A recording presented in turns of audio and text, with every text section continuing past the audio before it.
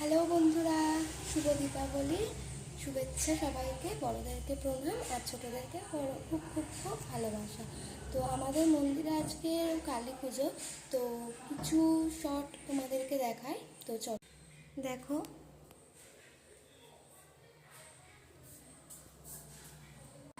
এগুলো সব ঘরগুলো সব সাজানো হয়েছে ফুল দিয়ে। এটা জগদ্ধাত্রী ঘর আমাদের।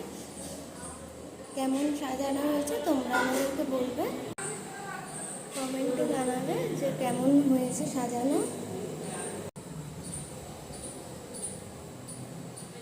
চলো, তোমাদেরকে আমাদের রান্না হচ্ছে আজকে, সেই রান্নার ভিডিওটা একটু শেয়ার করে।